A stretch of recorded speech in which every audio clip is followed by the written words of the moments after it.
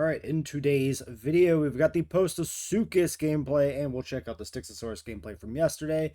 I already watched the Styxosaurus gameplay, wasn't worth its own video. Let's see what we have here for Posto, though. This guy's gonna be awesome. That's a goat!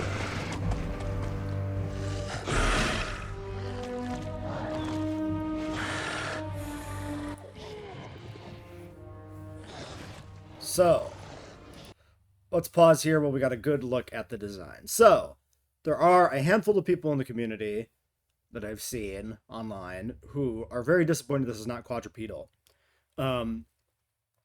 Because a lot of the Walking with Dinosaurs depiction of this animal back in the 90s was quadrupedal. That's probably the big thing that's making people probably dictating what people envision in their head when they think of Postosuchus. The big thing that's making people want a quadrupedal version. Some people.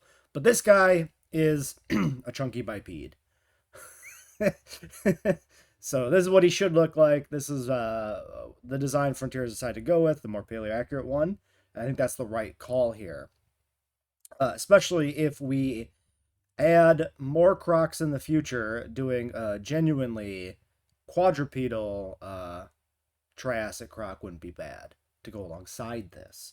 So we can get a nice modern Postosuchus, this chunky sausage that looks incredible, and we could get, in the future, some sort of quadrupedal croc. There's no reason for Posto to be that, so I fully support this design. I'm going on the record. I'm making a stand. This is good. Hot take. Little social animation action there. I really like the skull. The skull looks fantastic. The babies. They look just like the big sausage.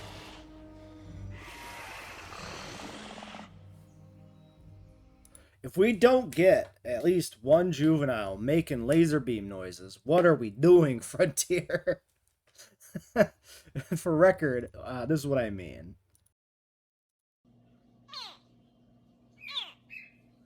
Laser beam.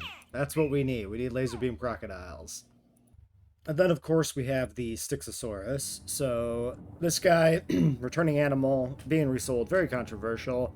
And there really wasn't much to comment on in this video. You just get some shots of it in a JWE3 environment. You get to see the juvenile. I mean, the juvenile looks good. Still got that fin, but kind of reduced and smoothed off a little bit, maybe. Whatever. It's what you'd expect.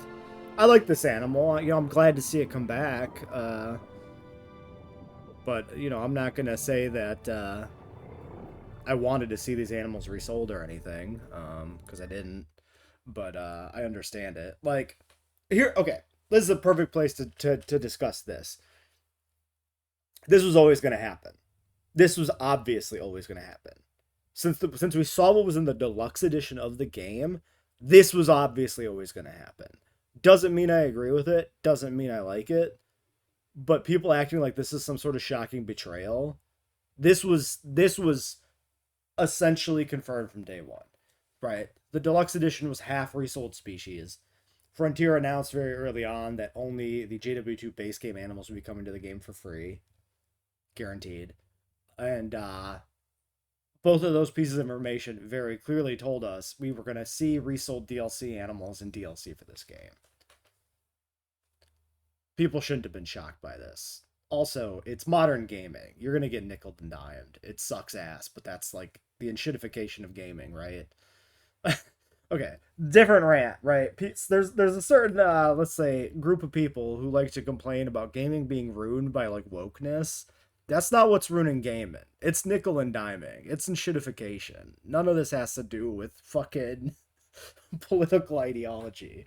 You're literally fucking falling for a scapegoat.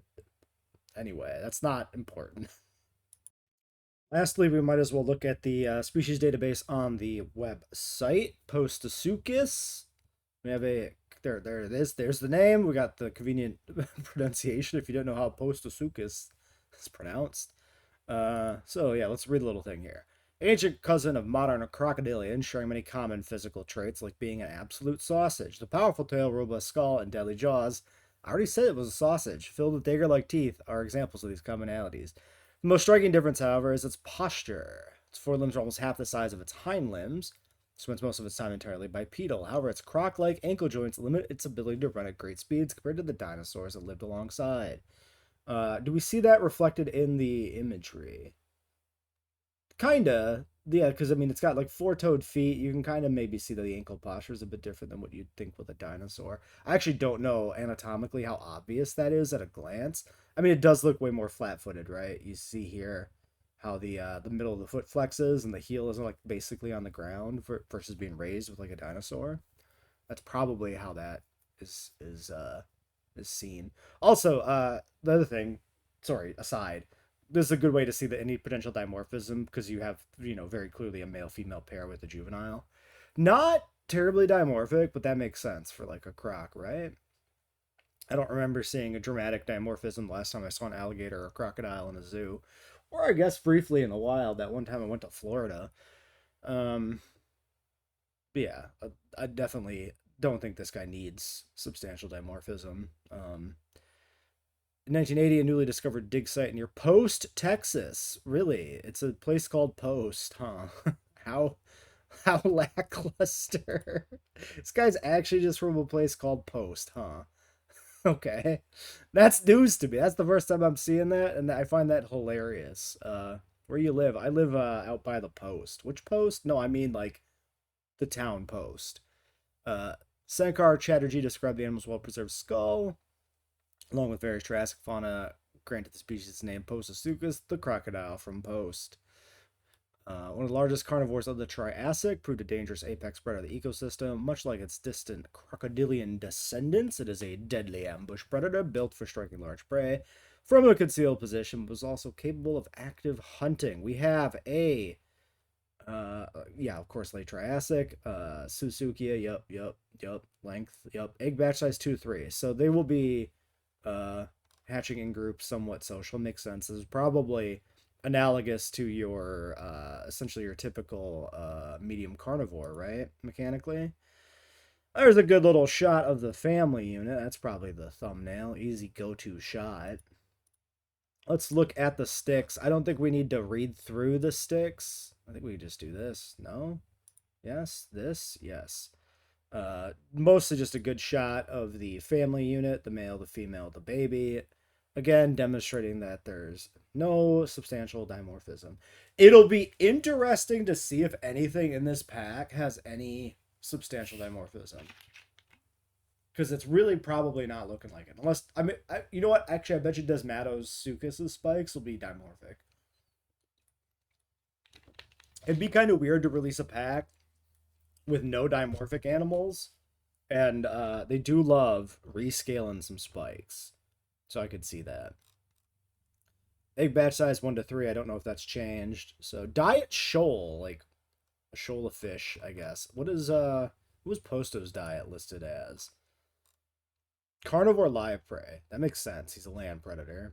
I wonder if he can swim at all, like both in terms of in-game and like real life. You would assume that even a highly terrestrial croc would still be quite capable of swimming.